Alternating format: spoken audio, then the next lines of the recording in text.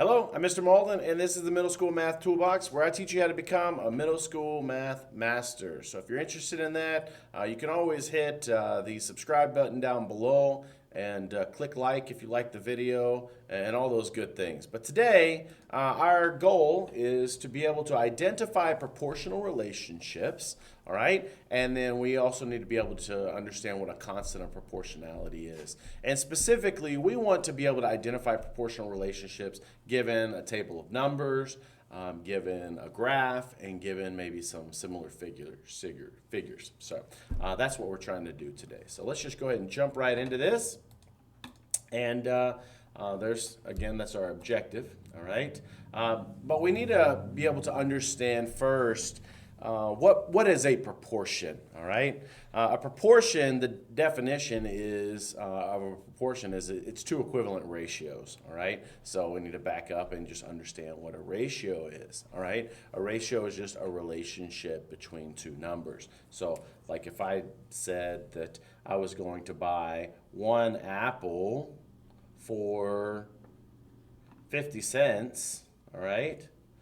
There's a relationship between those two numbers, all right? So I've got one apple cost me 50 cents, all right? Now, outside of this problem right here, money and apples really don't have anything to do with each other. But inside this scenario right here, this is a ratio because we're saying these two numbers have a connection to each other. They have a relationship such that if I want to buy one apple, I'm going to have to give the store 50 cents, all right? So there's a ratio right there. Well, a proportion is two ratios that are equivalent. So if I have one apple that costs 50 cents, then I might have four apples, all right, that cost $2, all right? These two ratios are equivalent because if I were to take my $2 and divide it by 4, I would still have 50 cents per apple, all right, which is the same as the first ratio. So because these two ratios are equivalent, this is a proportion, right? So a proportion just says two ratios are equal, and we can use proportional thinking to be able to solve all kinds of problems in life, all right? We see proportions everywhere in our life. Here's an example. If we were to go to the fair and we were to see this sign on the ticket booth, that said that one ride was 4 tickets, 2 rides was 8 tickets, 3 rides was 12 tickets, and so on, all right? What we have are individual ratios. We have 4 individual ratios right here, and if we took the one ride equals 4 tickets, so we did 4 divided by 1, we would have 4. We would have a rate of 4 tickets per one ride. If we did the 8 tickets divided by 2 rides, it would still have 4 tickets per ride. If we did 12 tickets for 3 rides and we did 12 divided by 3, we'd still find that we needed 4 tickets per ride, all right? These are all equivalent, and therefore they're all proportions. And we can set up proportions like this, all right, where you've got fractions. You can set up a ratio as a fraction. You can set it up with the word 2, or you can set it up with a colon. Again, like if I were to take this one ride as 4 tickets, I could set this ratio up a bunch of different ways, all right, just like this or like that. So I could set it up as a ratio could be written with a colon, a ratio could be written with the word 2, and a ratio could be written as a fraction. Now, if we're working with them, we like to represent them as fractions because they work a lot like fractions, and we can set them up equal to another ratio as a fraction and say we are missing a piece, like if we had these two set up next to each other and we didn't know how many tickets it was going to cost for the 2 rides, we could set this up as a proportion and we can do cross multiply and divide and we'd be able to find our missing piece, all right? Again, not really the nature of this video to solve proportions. It's more the nature of this video to identify proportional relationships. But this is what we can do with some ratios to set them up as proportions. But this, just identifying that this is a proportional relationship, is simply just looking at these individual ratios and understanding they're equivalent to each other. And when you have ratios that are equivalent to each other, that's a proportion. So when you're identifying proportional relationships, you're just looking for ratios that are equivalent to each other, all right? Again, another example of buying potatoes and how much it is per pound. All right. So again, we could set this example up as a proportion in that showing just that these individual ratios are equivalent to each other. All right. Well, here we go. Here's a scenario. I said that proportions, we see proportions and ratios everywhere in life. All right. You see it when you're cooking. You see it when you're going to the bank. You see it when you're filling up your car with gas. Here's an example right here. Say we were an employee at this car lot and our boss asked us how many tires are on this car lot. Well, we could go each individual car and we could just count them up. And we could say, well, there's 1, 2, 3, 4 on that car. And we could go to the next car and say, well, there's another 4. So 4 plus 4, that's 8. And we could go to the next car. There's another 4. There's 9, 10, 11, 12. That's a really slow way to do it, to count each individual tire on the lot. All right. The quicker way to do it would be to understand that you have a given ratio here. Now, assuming that all these cars have 4 tires, you have a ratio here that one vehicle has 4 tires. So we just really need to find out how many vehicles are on the lot. And if we're smart, we could park the cars such that there's in every single row there's the same number of cars, so that we really could just count up how many cars are in one row and then multiply it by how many rows we have. And then once we find out how many cars we have, we just multiply that by 4. We'll find out how many tires we have. But this is a proportional relationship here because we're saying every single one of those cars has 4 tires. We have a given ratio of one vehicle equals 4 tires. So then we just need to find out how many vehicles there are, and we'll find out how many tires are on this lot. All right. These are proportional relationships. There's a ratio here of tires to vehicles, and then you could set that up as an equivalent ratio to how many tires are in the lot for however many vehicles are in the lot. That would be a proportion. All right. So kind of using that thinking, let's just really quickly find out how many tires are on this car lot. All right. If we know every single car has 4 tires, then we just need to count up how many cars there are. And I see that there's the same number in each row. There's 4 in each row. All right. And I've got 3 rows. So 4 times 3 is 12. And then 12 times 4, well, that's 48 tires. So one vehicle has 4 tires. 12 vehicles has 48 tires. All right. Do you see these two ratios right here that are written? One vehicle is 4 tires. 12 vehicle is 48 tires. All right. Because those two ratios are equivalent, and the way that we know they're equivalent is we take the 4 tires divided by the one vehicle. That gives us a rate of 4 tires per vehicle. All right. If we did that same thing to the 48 and the 12, we took the 48 and divided it by the 12, we're still going to get 4 tires for every one vehicle. Therefore, we have an equivalent ratios. This is a proportion, all right? So we're just identifying proportional relationships, and I can see right here that those two ratios are equivalent. Therefore, this is a proportion. All right, one way that we can show equivalent ratios and we show proportions is on tables, all right, a table of numbers. Well, you have a table of numbers listed right here that shows we have 1 vehicle is 4 tires, 2 vehicles is 8 tires, then we jumped up 6 vehicles then. If it has a constant rate of 4 tires per vehicle, then 6 times 4 would be 24. 10 times 4 would be 40, all right? So if we had this other space down here where we had 15 vehicles and we had a missing number of tires, all we're going to have to do is multiply that 15 by the constant rate, all right, that we see, the constant relationship that we see in the rest of the table. So 15 times 4 vehicles per tires, would be 60 tires, all right? So if we had this table of numbers and we had a missing piece right here, we just have to recognize the relationship, and then we're going to apply that mathematically to the missing part, all right, to be able to find this missing piece, all right? All right, so proportions are equivalent ratios. Ratios are a relationship between two numbers, all right? So let's move on and let's understand just a little bit more. We also kind of need to understand what the constant of proportionality is, all right? And I've been using the words constant rate, all right? Like we saw in this example right here, one vehicle has 4 tires. that 4 tires per vehicle, that's a constant rate right there. And it gets a special name in math. It's called the constant of proportionality, all right? The constant of proportionality is the book, textbook definition says a rate that describes how one quantity changes in relationship to another quantity by multiplication, all right? Those are some pretty complicated words right there, so let's just kind of unpack that a little bit. We've got a table listed over here, and so we're going to talk about this constant of proportionality in relation to this table, all right? The definition says the constant of proportion has a rate that describes how one quantity, all right? So we've got this list of x values, all right? Your teacher may have called this an input, all right? They may have called this an independent variable, all right? But ultimately, you've got one quantity, all right, that directly affects the output or another quantity, and it affects it by multiplication.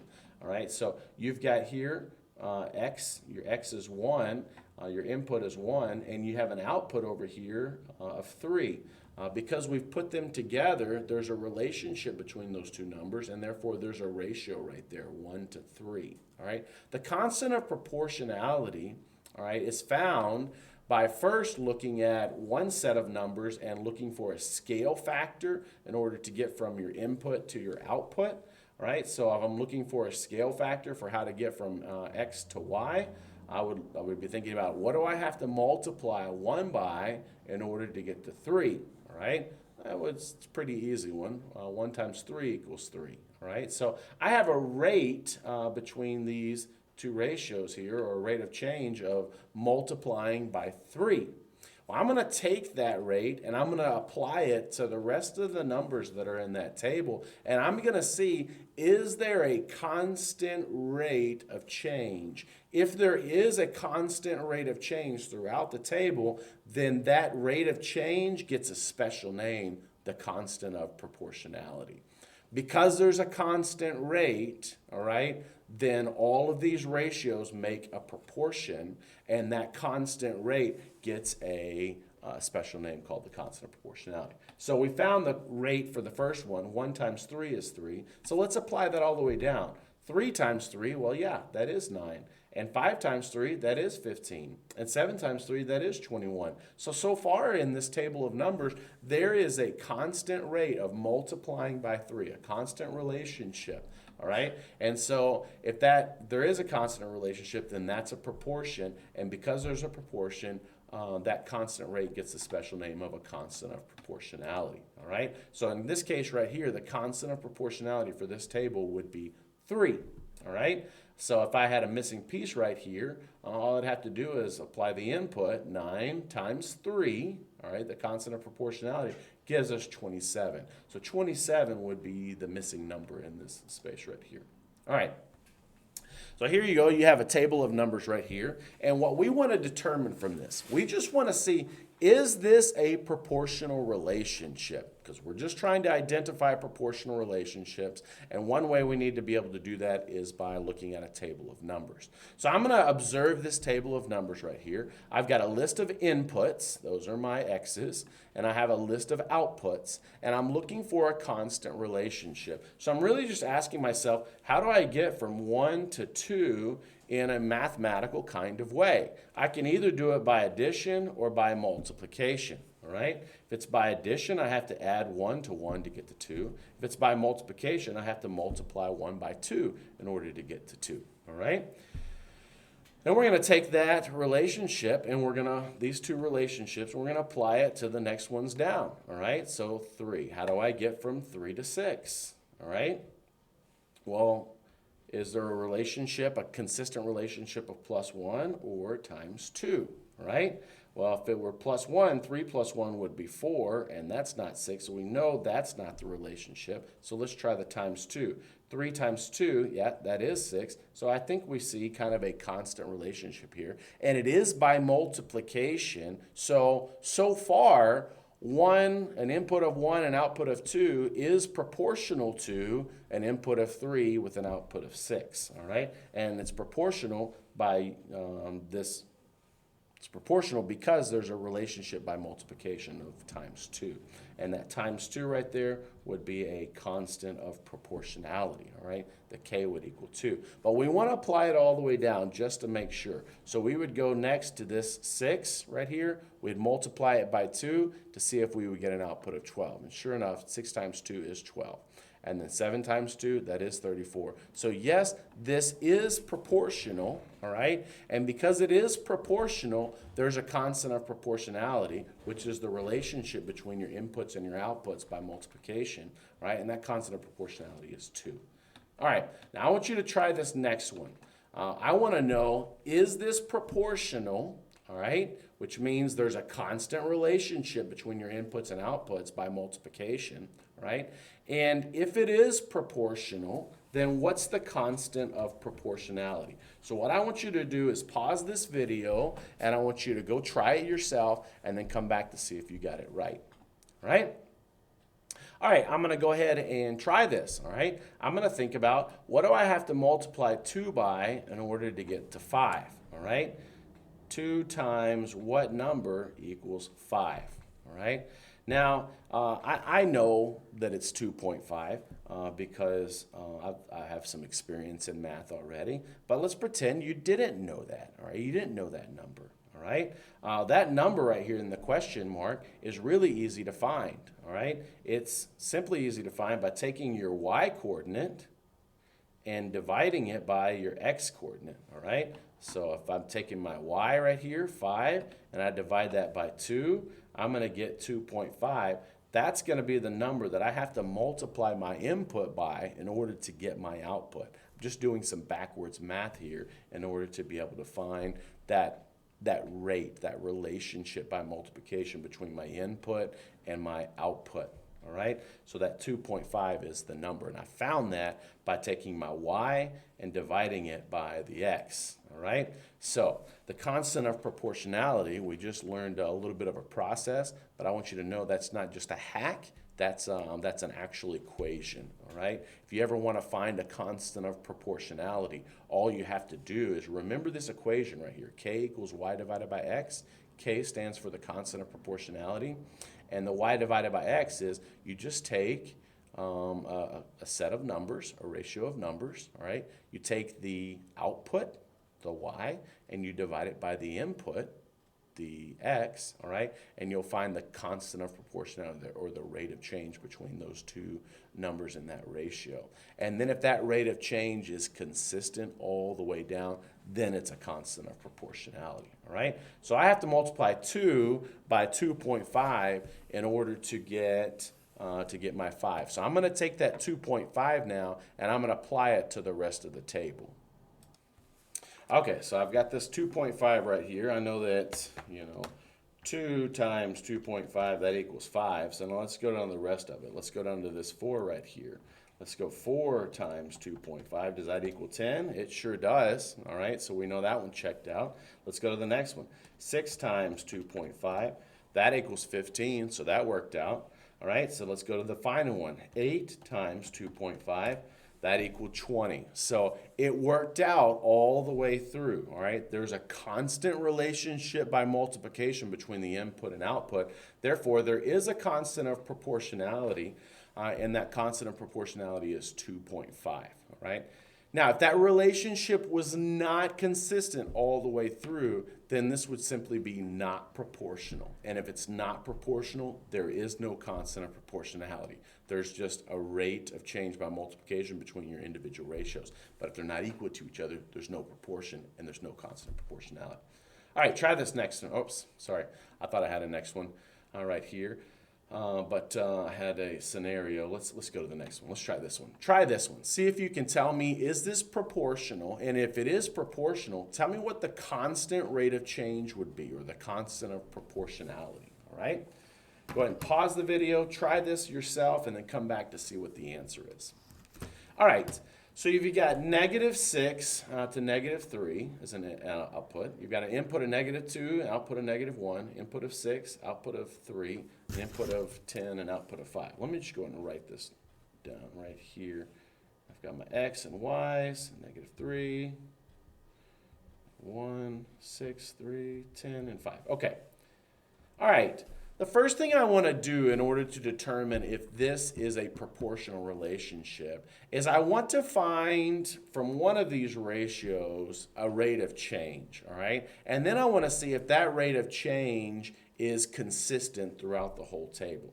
Now I could start up here with -3 as an output and -6 as an input. I want to start with my equation, by the way, to see if, just to find my constant rate of change. I'm going to take one y coordinate and divide it by the x. But I'm going to go and find an easier one to work with, which working with negative numbers is not hard, but it's a little bit easier to work with positive numbers. So I'm going to choose this set of numbers right here, the 6 and the 3, all right? So I've got an input of 6 and an output of 3. My y is 3, and my x is 6. So I'm going to, in order to find that constant rate of change, I'm going to divide 3 by 6, and I'm going to get 0.5 on that, all right? 0.5.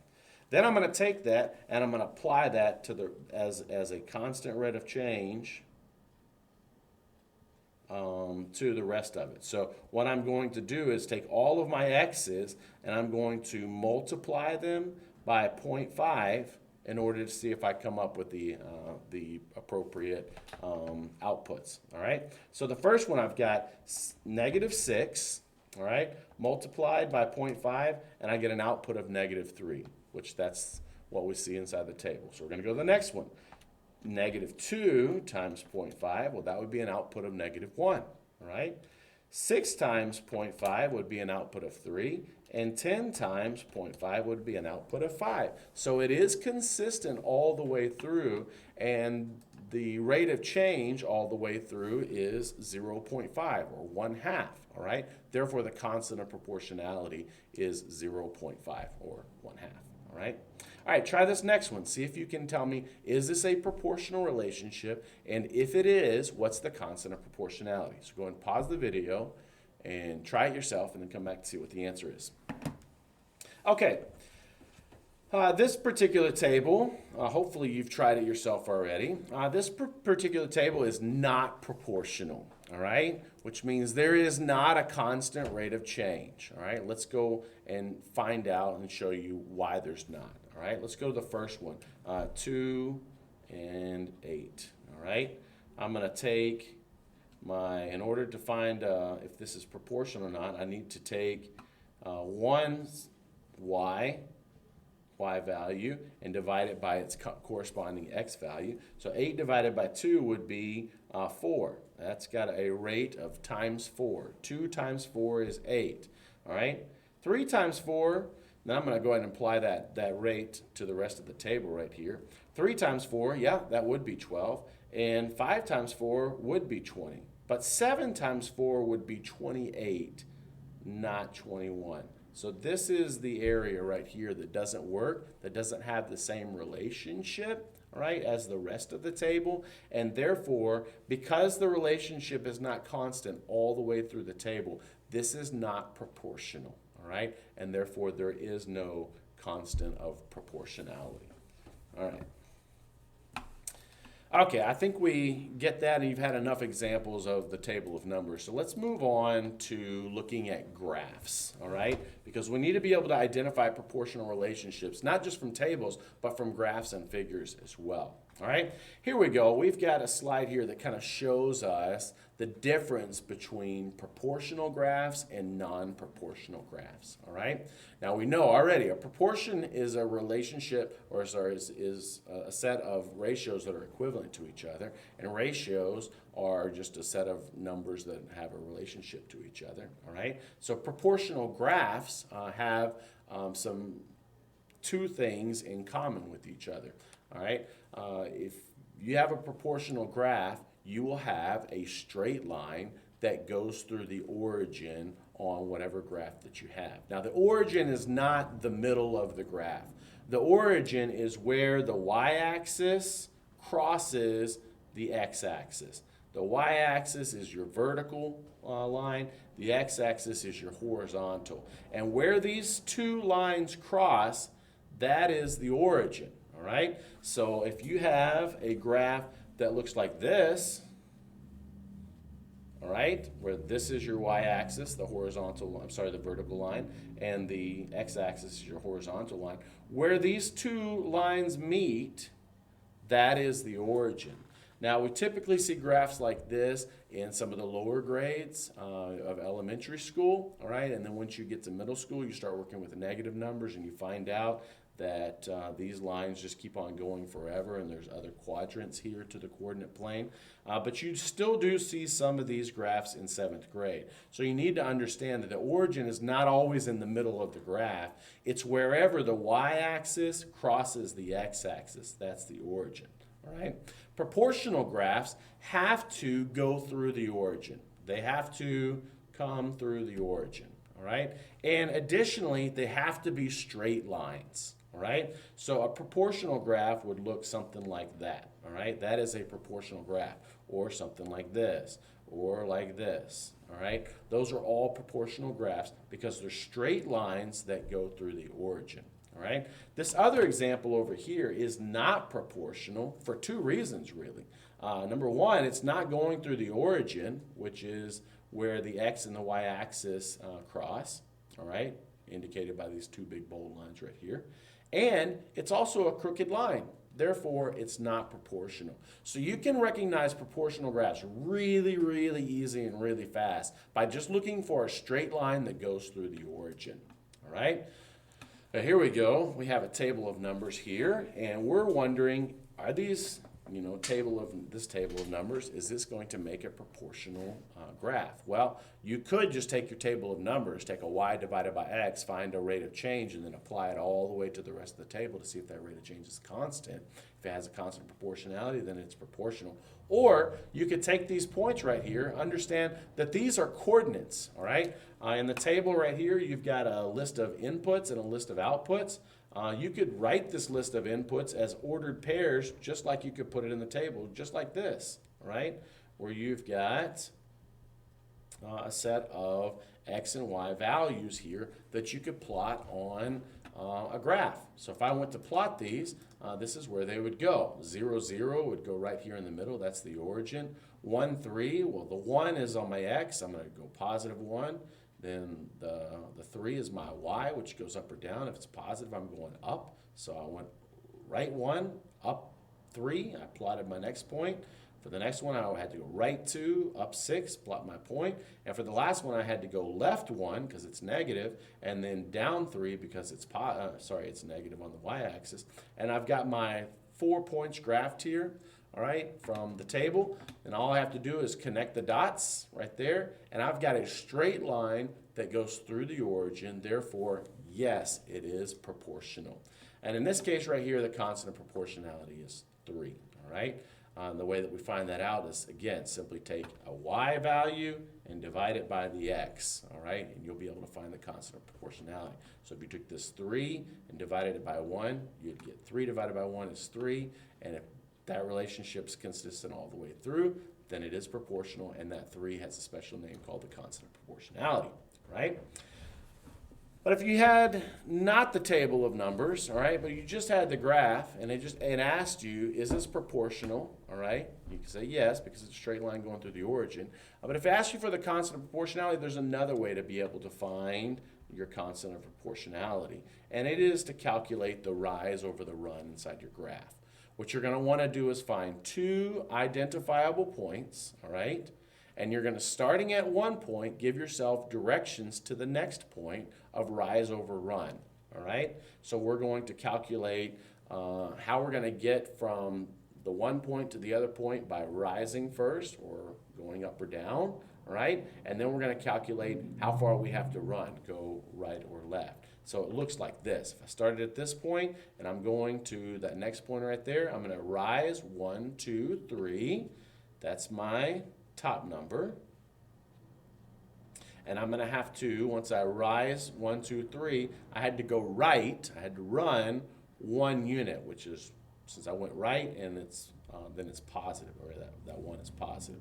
All right, so I can calculate the rise of the run just like this. Constant of proportionality, all right, which later on you're going to learn that's also the name for a slope, all right? But the slope in proportional relationships has the special name of constant of proportionality. The constant of proportionality is calculated by doing your rise over your run, all right, or the change in y divided by the change in x, right? We had to rise 3, we had to run 1, so 3 divided by 1 would be 3. So that would be another way to be able to find the constant of proportionality, which is not really the nature of today's conversation of how to find the rise over the run. That'll be a conversation for later, but maybe we're just kind of previewing some information for you. All right, look at this graph, all right? Think about it for a second. Is this graph proportional? And if it is, let's see if we can find the constant of proportionality, all right? Well, this graph is proportional because it's a straight line, all right, that's going through the origin. The origin is indicated a lot of times by this 0, 0, all right? Or you may have the y-axis listed and the x-axis listed, and wherever they cross, that's the origin, all right? This is a straight line going through the origin, so it is proportional. Now what we could do here is we could take these points that are recognizable. We could create ourselves a list of coordinates, and from there we could be able to find the constant of proportionality. I'm going to go down to the easy numbers right here, which is the 2 and the 1.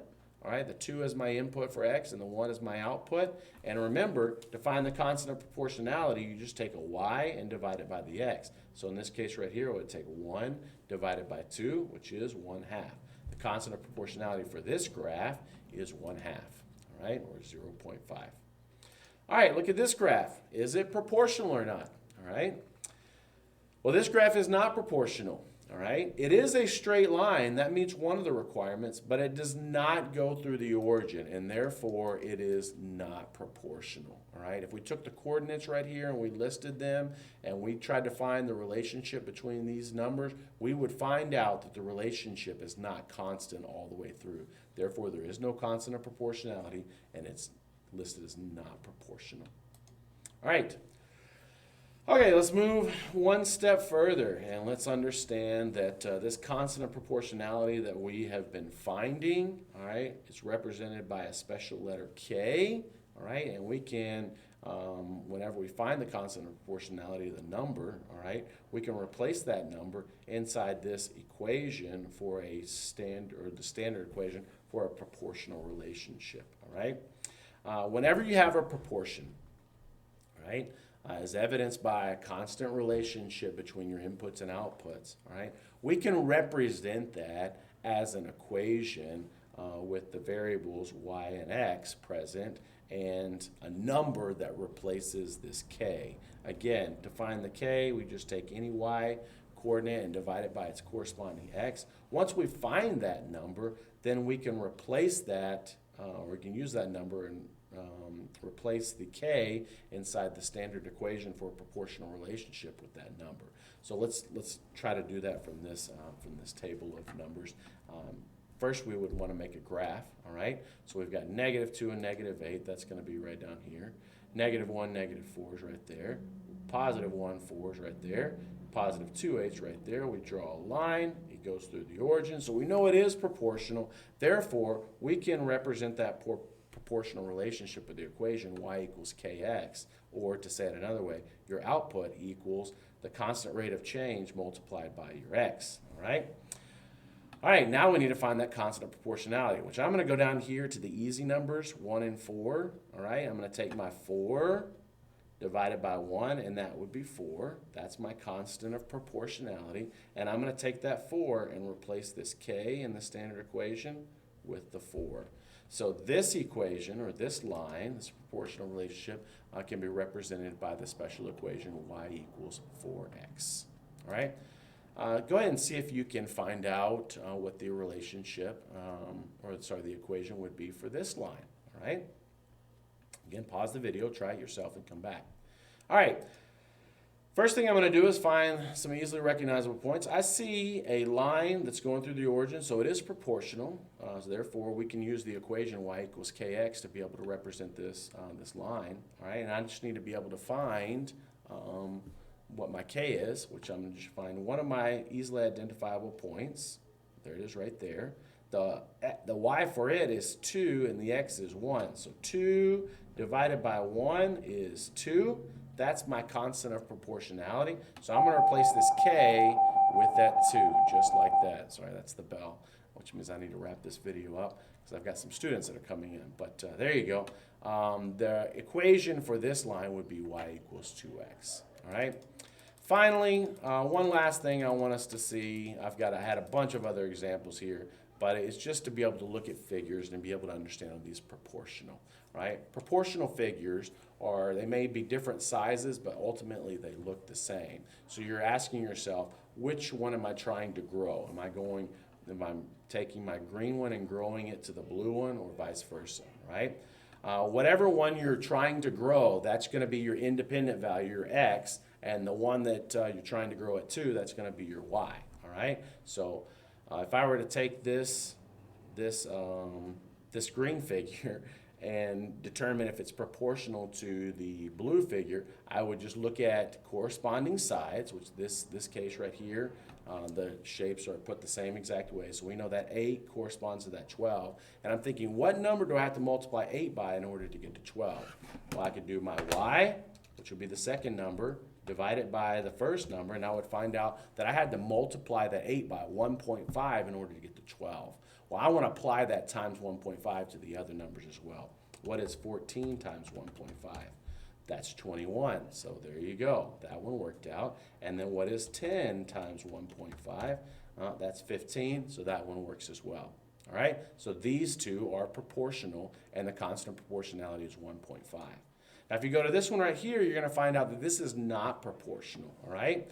What do I have to multiply 3 by to get to 6? Times 2. Well, if I multiply 5 times 2, it would be 10, not 12. Therefore, these two are not proportional because there's not a constant rate of change between the corresponding sides. All right.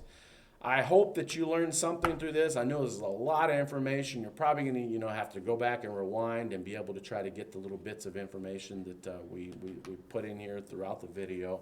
But if you have any questions, put them in the comments down below. I hope you have a great day. Okay, bye-bye.